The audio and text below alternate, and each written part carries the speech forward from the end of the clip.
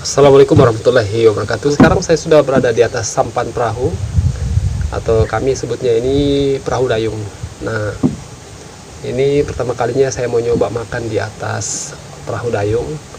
Kebetulan tadi masak kepiting, ya namanya juga pekerja tambak. Jadi kita sebagai pekerja tambak itu salah satu yang bisa menguntungkan buat kita, karena kita bisa makan kepiting pada waktu-waktu tertentu, apalagi pada saat kita pasang bubu. Nah, pasang bubu ini biasanya menjadi kegiatan kita setiap mungkin usia udang itu sudah di atas 1,5 bulan. Nah, usia udang di atas 1,5 bulan tuh tambak sudah bisa kita pasangi bubu untuk kita panen kepitingnya. Nah, pada saat panen kepitingnya kita sortir. Nah, di antara kepiting yang kita dapat itu tidak semuanya utuh capitnya. Nah, utuh capitnya. Nah, sebetulnya walaupun capitnya utuh, bisa juga kita masak, kita makan. Tetapi kan sayang ya, karena nilai jualnya tinggi kalau misalnya capitnya itu utuh. Nah, kebetulan saya habis pasang bubu, kemudian ada beberapa ekor yang capitnya itu sudah cacat, dan ya langsung kita rebus. Oke. Nah, teman-teman, ini sekedar gambaran walaupun tidak semuanya. Jadi namanya kita di tambak itu masak menggunakan dapur kayu.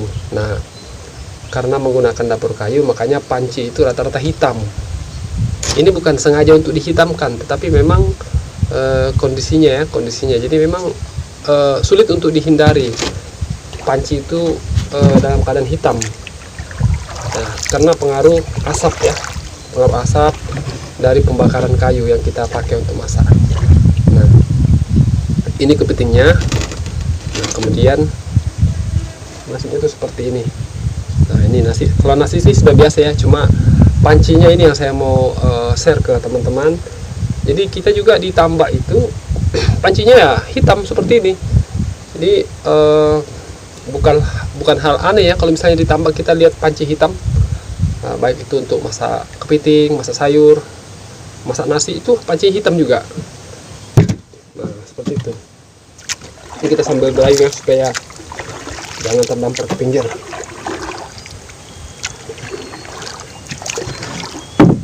Apa lagi? Nah, nih pisang. Jadi pisang kalau ditambak itu sudah sudah menjadi tanaman yang tidak bisa kita lupakan ya. Tidak bisa kita lupakan, karena pisang ini selain daunnya bisa dipakai makan, juga sebagai bahan baku untuk pembuatan pupuk organik ya. Karena tidak sedikit ya petambak yang memanfaatkan batang pisang sebagai bahan baku pupuk organik, termasuk saya sendiri. Walaupun kadang buahnya itu jarang yang bisa selamat sampai layak untuk dikonsumsi. Kenapa? Karena ya seringkali yang lebih cepat panen itu monyet. Nah, jadi ditambak itu kalau untuk urusan permonyetan itu itu bukan hal baru ditambah ya, karena namanya juga area hutan ya, banyak hutan. Nah, jadi untuk habitatnya si monyet ini masih banyak berkeliaran di tambak. Nah, jadi walaupun kita tidak bisa menikmati buahnya, ya cukup batangnya dan daunnya. Nah, seperti itu.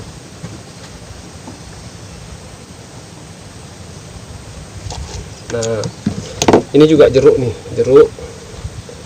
Jeruk ini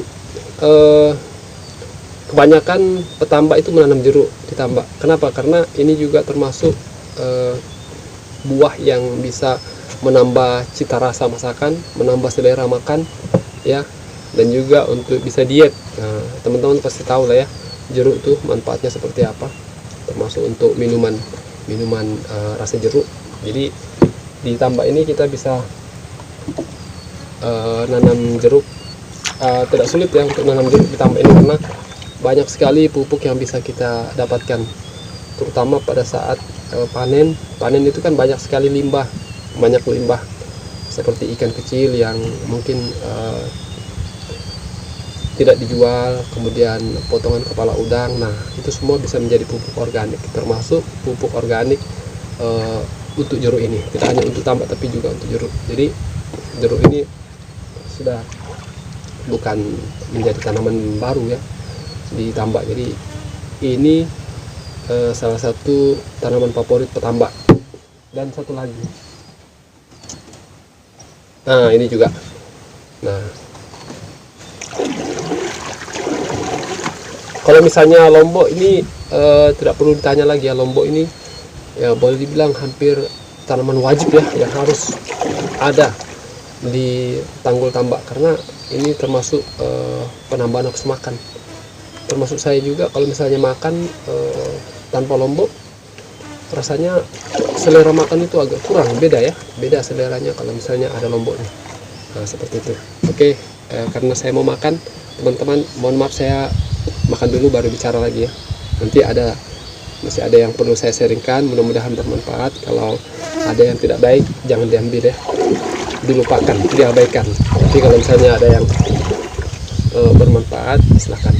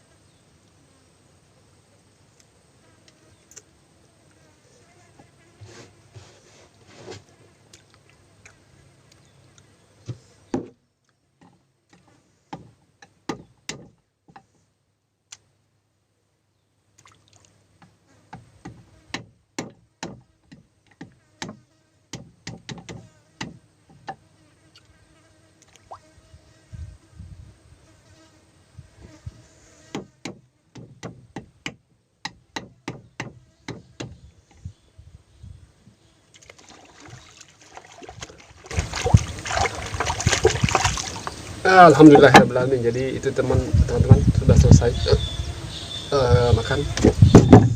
Jadi ada beberapa poin penting dari proses makan ini. Nah, kita kalau ditambah, kalau urusan makan, jadi apalagi kalau menyangkut selera ya, selera nafsu makan. Jadi nafsu makan di sini tuh alhamdulillah bisa teman-teman saksikan tadi. Jadi selera makan itu boleh dibilang tingginya di atas rata-rata. Mungkin karena ditambah itu kita sering berendam karena hampir boleh dibilang 80% kegiatan kita ditambah ini itu bersentuhan dengan air. Mulai dari kita buka pintu kasih masuk air, kemudian kita tutup pintu tambak ya pada saat akan menahan air. Jadi begitu air di sungai lebih tinggi daripada air yang ditambak, itu kita masukkan air. Nah, kemudian pada saat akan ditutup kita juga harus berendam.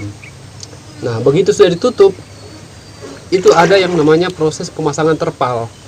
Jadi pasangi terpal atau plastik ya, intinya supaya sela-sela papan itu tidak dilewati air, lewati air, karena itu yang akan mengakibatkan air di tambak bisa berkurang. Nah, seperti itu. Nah, itu baru satu pekerjaan di tambak yang bersentuhan dengan air. Nah, kemudian yang kedua, di dalam tambak ini banyak rumput yang pada waktu-waktu tertentu kita masuk ke dalam untuk mencabut atau mungkin menyanda ya, disanda atau dicangkul. Nah, itu yang kedua. Kemudian yang ketiga, kita naik perahu ya, naik perahu dayung seperti ini. Nah, seperti ini kita mendayung. Pada saat kita mungkin tebar pupuk ya, kemudian kita tabur makanan. Nah, contoh misalnya saya ini kan saya pakai program pemanfaatan limbah panen yang difermentasi kemudian dijadikan sebagai pakan alternatif, jadi makanan alternatif. Nah, itu setiap saya mendayung saya selalu basah. Nah, seperti itu.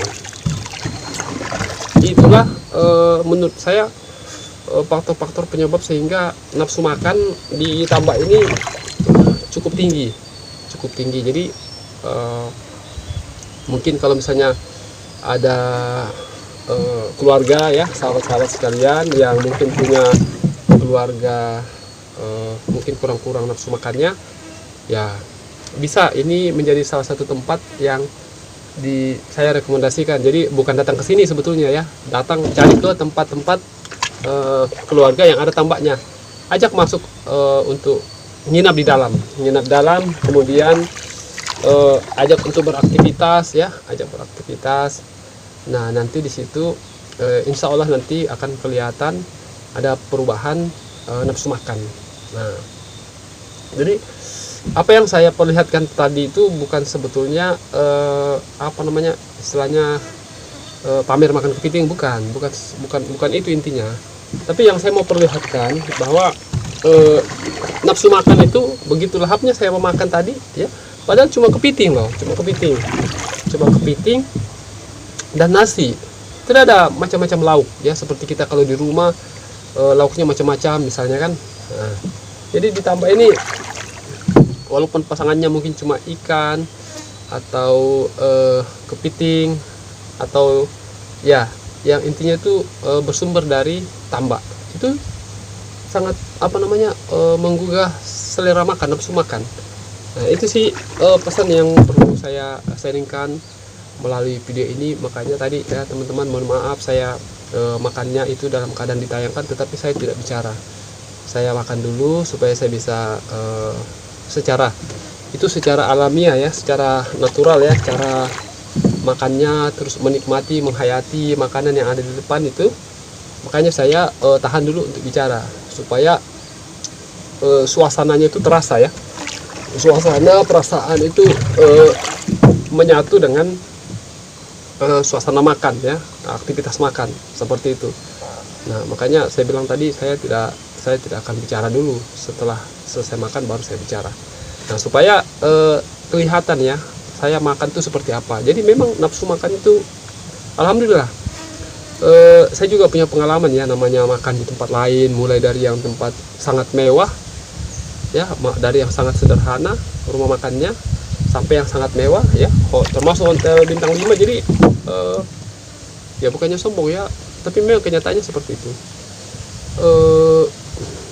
Ini persoalan apa ya, mungkin persoalan suasana juga pengaruh, termasuk ini ditambah ya suasananya terbuka seperti itu ya. Suasananya terbuka itu sangat mempengaruhi kita untuk makannya tuh lebih berselera. Nah, karena makannya cukup sederhana ya, jadi itu yang saya mau sampaikan melalui video ini ya. Mudah-mudahan ini menjadi alternatif untuk alternatif solusi kepada mungkin teman-teman punya keluarga yang butuh rekreasi untuk meningkatkan nafsu makannya. Mungkin sudah beberapa hari kurang nafsu makan ya, ajaklah ke tambak, cari keluarga yang ada tambaknya, ajak ke tambak ya, bikin suasana yang bisa bisa menyenangkan hati dan perasaannya. Walaupun di luar juga bisa ya, bisa di luar, tetapi beda kalau di sini, kalau di tambak ini, atau mungkin di tempat lain ya, di tempat lain seperti di pantai ya. Ini sih cuma alternatif ya, mudah-mudahan kalau misalnya jadi pilihan ya, bersyukur, berarti kan ada manfaatnya tayangan ini. Kalau misalnya tidak juga enggak masalah ya, ini sekadar sharing. Nah, kemudian ini teman-teman, kalau di tambak itu kita masak biasanya pakai panci yang tipis. Nah, ini saya rekomendasikan ya, ini pengalaman saya masak di tambak menggunakan dapur kayu. Ini yang pancinya tebal. Nah, pancinya tebal ini yang dipakai untuk di rice cooker. Nah, ini kalau misalnya dipakai masak, walaupun apinya sudah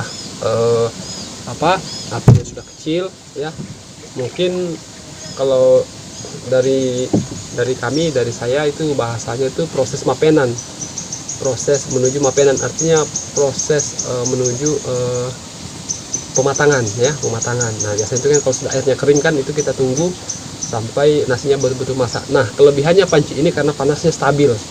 Nah, dibanding dengan panci yang mungkin ada yang panci tipis. Nah, saya lebih rekomendasikan itu ya. Jadi sebetulnya saya di sini cuma sekedar share pengalaman. Saya bukan jualan panci, saya tidak bermaksud jualan panci. Jadi apa yang saya share di sini semata-mata semuanya adalah pengalaman yang saya alami. Seperti itu.